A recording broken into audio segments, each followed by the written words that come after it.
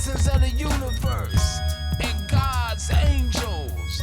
Welcome to the WGPS show with your host, Tyson Keon Jackson. And as always, we will be discussing democracy, slavery, black history, and of course, governmental psychological strategies. And now, your host, Tyson Keon Jackson. Good evening, ladies and gentlemen, and welcome to the WGPS show. I am your host, Tyson Keon Jackson. And as always, we will be discussing democracy, slavery, black history, and of course, governmental psychological strategies. Now let's just jump right into this week's lesson on democracy. We have discussed in the past, we have discussed direct, indirect, electoral, we have discussed prophylactic, and we have discussed the tunnel of democracy. Now tonight, on this show tonight, we will be discussing racial democracy. We will be talking about the Declaration of Independence and how it talks about us being created equal. Not that we are not created equal, but for the simple fact that we are not treated equally. See, we are all created equal because God put us in an atmosphere and on a planet. Listen to what I'm about to say. He put us in an atmosphere and on a planet to where everything that has breath must praise the Lord. In other words, on this planet, we are all equal. We all have to breathe oxygen. Listen to what I'm saying. We all have to drink water, eat food, eviscerate. In other words, go to the restroom. And we all must replenish. And once we have this, we are all created equal. It takes the same thing for all of us to be viable on this planet. For us to exist on this planet, whatever it is, we are all created equal in that sense. But it's not the fact that we're not created equal. It is the fact that we are not treated equally. We have to be treated equally, and that's where the Declaration of Independence and democracy fails, and that's where we get into racial democracy. Democracy is racist when it was formed. Democracy will be racist till the day it dies, as long as it has a coexisting member called pluralism. This is what propelled slavery, was pluralism. Pluralism. That is the fact that there are other entities within this nation that does not depend on the government to exist. We have major companies. So what propelled us in slavery was pluralism.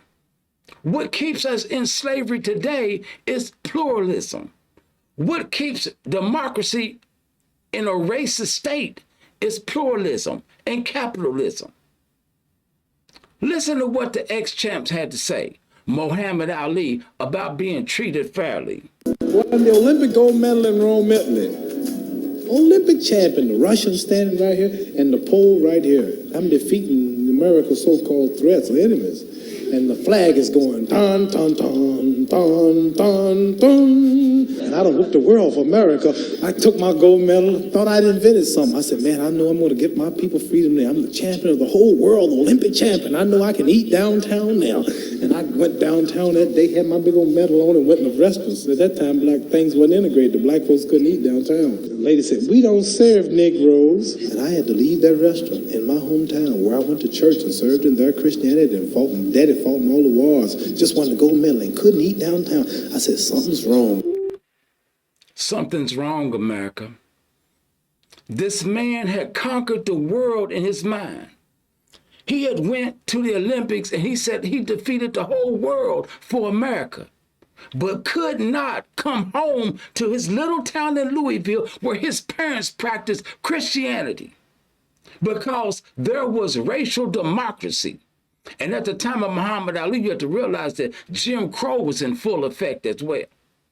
But at this point in time, the WGPS show is a show that's produced to be mnemonical. It is produced to be able to galvanize America, to wake up America, to restore the consciousness, that which has been lost throughout history, from antiquity to our modern times. Blacks have been treated unfairly in this nation due to pluralism. Let's listen to what the ex-president had, well, not the ex-president, but our former president who America loved so much. The Negro baby born in America today, regardless of the section of the state in which he is born, has about 1/2 as much chance of completing a high school as a white baby, born in the same place on the same day. 1/3 as much chance of completing college. 1/3 as much chance of becoming a professional man. Twice as much chance of becoming unemployed. About 1/7 as much chance of earning $10,000 a year. A life expectancy which is 7 years shorter, and the prospects of earning only half as much. This is not a sectional issue. Difficulties over segregation and discrimination exist in every city, in every state of the Union, producing in many cities a rising tide of discontent that threatens the public safety. That was John F. Kennedy. Racial democracy threatens. It is very threatening to public safety. And black people are just as guilty because the black on black crime is horrific. What we do to each other today. But we're going to go back into antiquity just a little bit, back into the 90s, because I want you to hear what your president today had to say in his former state of mind when it comes to racial democracy and the treatment of black people in this nation. Let's listen to the president now in his former state of mind. It's this statement. The consensus is A, we must take back the streets. It doesn't matter whether or not the person that is accosting your son or daughter or my son or daughter, my wife, your husband, my mother, your parents. It doesn't matter whether or not they were deprived as a youth. It doesn't matter or not whether or not they had no background that enabled them to become socialized into the fabric of society. It doesn't matter whether or not they're the victims of society. The end result is they're about to knock my mother on the head with a lead pipe, shoot my sister, beat up my wife, take on my sons. So I want to ask, what made them do this? He don't want to ask it. He don't care if you were deprived. Joe Biden doesn't care if you're treated unfairly. His whole goal is to protect his. Jesus said, Simon Peter, what thinkest thou? You know the story here. What thinkest thou, Simon? What thinkest thou, America? What thinkest thou? Do the kings of the earth take custom and tribute of their own children? And Peter's response was, no. Jesus said, then are the children free. Then, that is not a question, that is a statement. It is not until you do not have to pay taxes and do not have to pay custom and tribute that you are free. So basically, everybody in America is in a form of slavery. But look at the big picture here when we talk about pluralism. This is what I really want to bring out. Back in the days of slavery, when the slaves had a chance to be emancipated by this man here, Abraham Lincoln. We all know Abraham Lincoln. He's on the $5 bill. They had a chance to be emancipated by this man here. But every time the slaves had a chance to be emancipated, what happened? Pluralism took over. There were 5 commodities back in those days. And I'm running over my time right here on this because I need to get into slavery and black history. But let me just say this first. There were 5 commodities back then. There was sugar, the first big commodity that boasted slavery. There was tobacco that raised it to another level. Then all of a sudden there came cotton. And this man right here, Mr. Pluralism himself, Eli Whitney, when he invented the cotton gin, it was a machine that could separate the seed from the cotton, and this propelled slavery back into what it was prior to sugar, after sugar. When Eli Whitney invented the cotton gin, pluralism took over again because the demand, like any corporation or business, when the demand is high and the supply is low, the workforce becomes stronger. And the Democrats of the South did not want to apart with slavery at this point in time. We're just trying to be mnemonical. We're just trying to galvanize on the WGPS show. So now we see pluralism and how it treats people unfairly. Not just black people as a whole, because basically a lot of people were in slavery back then. Indians, poor whites, but blacks were mistreated. And as we sing from Joe Biden, he didn't care what you've been through. Quite contrary to JFK. So let's just get into, because I'm going to come back to this in a minute when we get into the psychology of this. When we get into the psychology of the Emancipation Proclamation. When we come back to this, we will be into governmental psychological strategy. So do not leave, because you do not want to miss what really happened with the emancipation. So now we're going to get into our little black history lesson, our slavery lesson. The slave that we want to bring up today is my man right here, John P. Parker. John P. Parker was born into slavery. John P. Parker was sold to a doctor. When John P. Parker reached a certain age, he got older. The doctor's family inculcated John P. Parker on how to read and how to write, which was illegal back then for a black to even learn how to read and how to become a scholar. What all the things that we have overcome, we should be getting bowed down to. But John P. Parker grew up with this doctor, and one of the doctor's patients was a widow. Now watch this. John P. Parker, he convinced this widow to buy him. And in return, he paid her $1,800 for his freedom.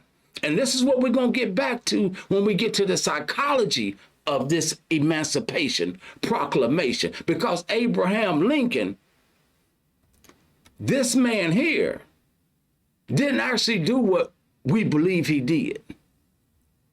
So John P. Parker purchased his freedom with $1,800. This is called manumit. A slave owner had the right to allow his slave to purchase his freedom. So now let's look at a man named Latimer, because I'm going to go through a few things and a few contributions that blacks have made to this country before my time runs completely out. This is the WGPS show. I am your host, Pyson Gion Jackson, and we must stay fired up about racial democracy. Like you heard Ali say, he went and fought in the Olympics for this country. And he was so proud, so proud. And he said, surely when I get home, they're going to honor me and respect me. Like Jesus said, then are the children free. It wasn't then yet. But let's get back to the contributions that blacks have made.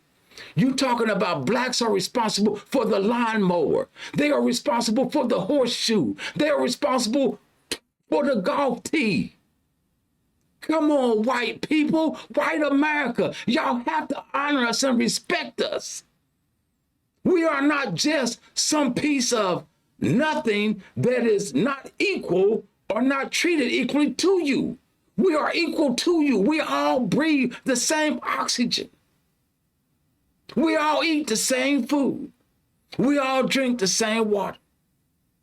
We all replenish and we all eviscerate. We are all created equal. We are just not treated equal. You've seen the commodities. Amongst them commodities also were us, slaves. One thing else I want to mention too about Eli Whitney, this man right here. Not only did he invent the cotton gin that propelled slavery into a whole nother dimension, he also became an arms dealer. And that propelled slavery because the Africans seeked power and efficacy through the purchase of ammunition and guns from the United States. And that's another show, episode 2 we're going to get into when we get into the Iran-Contra affair. But right now, we want to get back into these beautiful, beautiful contributions that Black America has made. Like I said, they invented the golf tee, the pencil sharpener.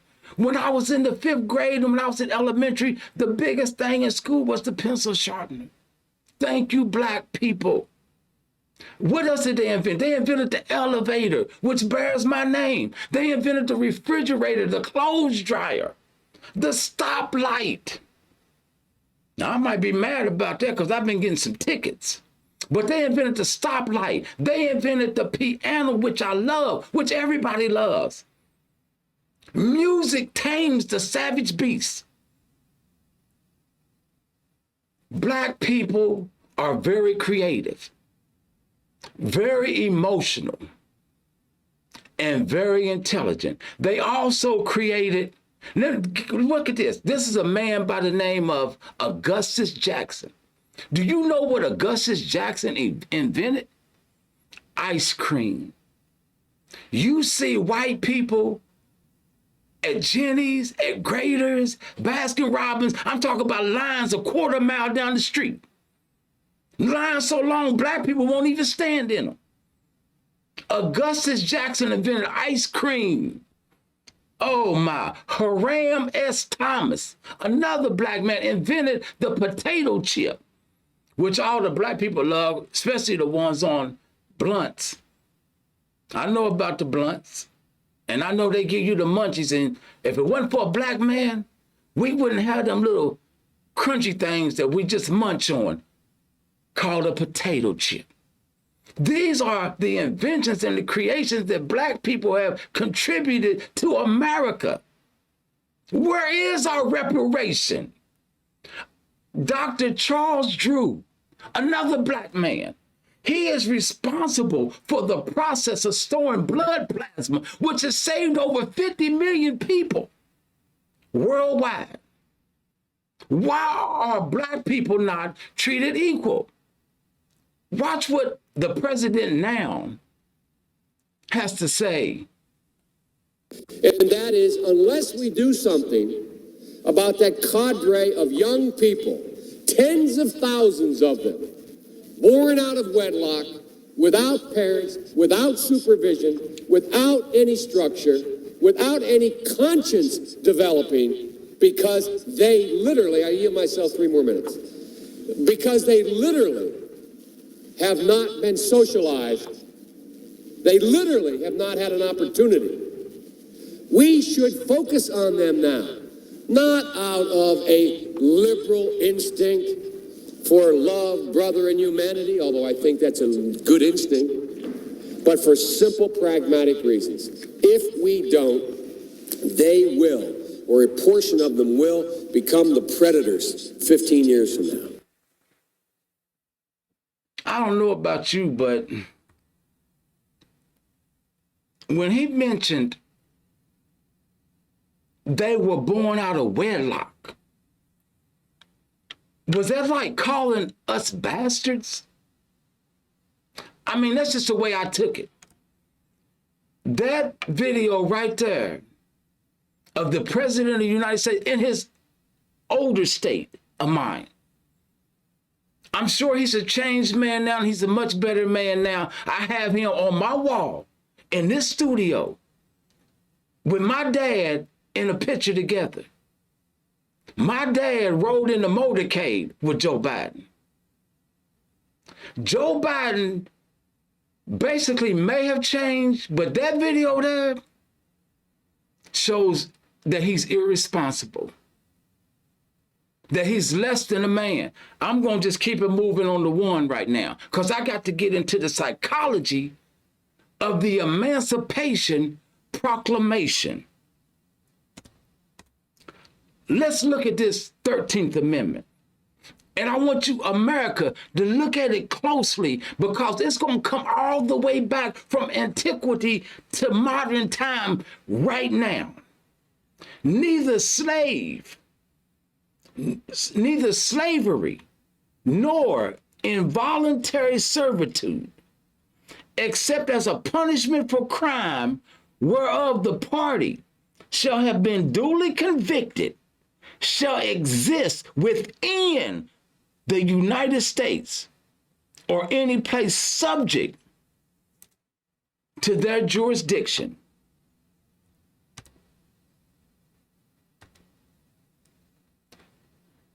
This is how the penal system became so powerful. This is how black men became harassed by the police. This is the beginning of it. Because if you look at it, when you look at the law of manumission, I just told you earlier about John Parker. Listen, there were a whole lot of things jumping off. In 1852, a woman by the name of Harriet Beecher Stowe, she wrote a book called Uncle Tom's Cabin in 1852. This is 9 years prior to the Civil War or Abraham Lincoln's presidency, and 13 years prior to the Civil War. This is what we would call the antebellum. So now, this book took 9 years to circulate. It shocked the conscience of America. When they read this book, they looked at this book the same way we seen and visualized the execution of George Floyd by Derek Chauvin. This is what Uncle Tom's Cabin done to the psyche of America. But the key is that it brought forth a war and the emancipation. But the problem is that Abraham Lincoln,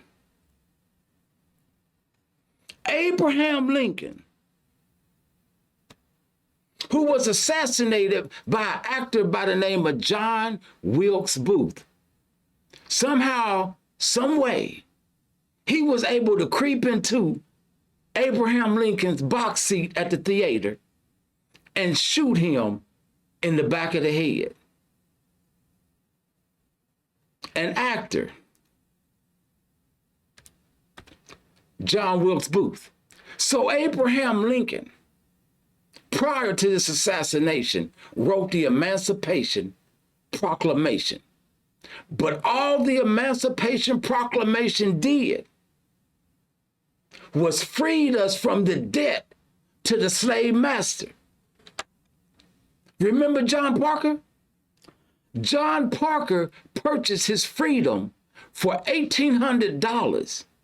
This is 50 years before the Emancipation Proclamation. Slaves were allowed to buy their freedom. Most of these slaves were mulattoes.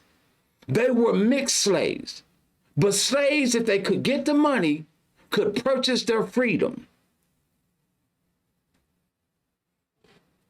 This is an actual ad from a slave auction. This is what they did to your grandparents, your great-great-grandparents, I must say. your great uncles, all these people before, this is what happened to them. They were sold, auctioned off, treated like property. That's what slaves were. They were property. Abraham Lincoln wrote the Emancipation Proclamation. Just bear with me for a few more minutes. Abraham Lincoln wrote the Emancipation Proclamation. Remember what Jesus said. What thinkest thou, Simon? What thinkest thou, America? Are the children free? Not until they do not pay custom or tribute. Black people had to pay for their freedom. So when Abraham Lincoln wrote the Emancipation Proclamation, basically what he did was say to the slave masters and the slave owners, you cannot charge them to leave no more. The Emancipation Proclamation. But it brought forth a prison system. It brought forth a penal system. It brought forth jurisprudence that has since then treated black people unfairly. Muhammad Ali won the Olympic gold medal. He threw it in the Ohio River. Not because he didn't want it, but because he was hurt, America. He was hurt that he could not buy a hamburger because of Jim Crow and because the unfair treatment of white America to black America. The Emancipation Proclamation was no more than a debt relief. We got to do better, America. We got to do better, black people. Because even though we've been emancipated and the debt has been free, black people, you're killing each other. I haven't never had a white man do anything to me. It's always a black person. Black on black crime. I'm going to get into our mantra here in a minute. But I just want to let you know, the Emancipation Proclamation was just a release of debt that the slaves owed to the slave master. We didn't have to pay them anymore to leave. It was called manumission. You can read it for yourself. Everything that I said today, you can read it for yourself. Christian nation, are the children free? The government don't have to tax nothing but gasoline and other items. They don't have to tax your paycheck. They don't have to tax you. That keeps us in bondage and in slavery. Then are the children free. Christian nation, we must all come together. And I just want to thank everybody for watching this show tonight. This is the WGPS show. I am your host, Pyson Guion Jackson. And as always, the mantra now, put the guns down and put your hands up and praise God. And remember to write us at the email address that scrolls at the end of the show. Let me understand and hear what you think. What you think about the political forum. What you think about how blacks are treated. And be sure to continue to watch the WGPS show, because in the future, we will be discussing certain topics such as the insurrection to re-election. Will Donald Trump win the presidency again? And we may have a show coming up. This is all up to the producers. We may have a show coming up on R. Kelly, the future of R. Kelly. And until next week, put the guns down and put your hands up and praise God. I am Pyson Guion Jackson. This is the WGPS show. Love each other.